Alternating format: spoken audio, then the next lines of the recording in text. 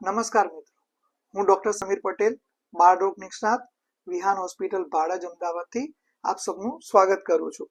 આજે હું બાળકોમાં રસીકરણ અને રસી આપવાથી અટકાવી શકાતા બાળકોના રોગો વિશે આપણને માહિતી કરવા માટે આવેલો છું। બાળકોમાં વિવિધ પ્રકારના ચેપના કારણે ખોળ ખાપણ તેમજ બાળમૃત્યુ થતા હોય છે, તો અલગ અલગ રસી સામે રક્ષણ મેળવવા માટે અલગ અલગ સમયે અલગ અલગ રસીઓ આપવાની થતી હોય છે।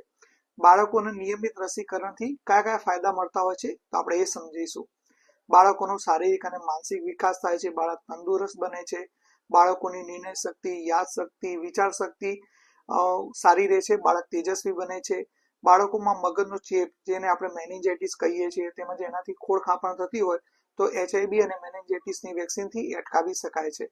રસીકરણનું પ્રમાણ વધારીએ તો એનાથી હર્ડ ઇમ્યુનિટી, એનાથી મતલબ એ કે જે લોકોએ રસી લીધી છે અને જે લોકોએ રસી નથી લીધી પણ એ લોકોમાં ના લીધી હોય એ લોકોમાં ઇમ્યુનિટી જોવા મળે તો એ લોકોને આડકતરી રીતે રસીનો ફાયદો થાય અને મળે એ એને હર્ડ ઇમ્યુનિટી કહેવાય છે, એ પણ મળે છે।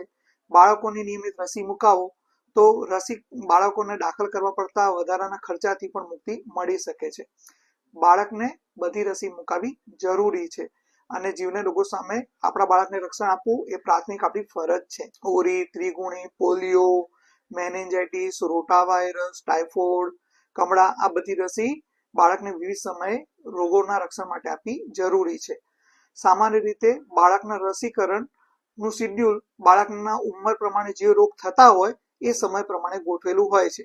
જો કોઈ સમયે કોઈ રસી આપવાની રહી જાય તો તરત બાળ રોગ નિષ્ણાતને સંપર્ક કરી અને એ પ્રમાણે રસીકરણ પૂરું કરાવવું જ જોઈએ।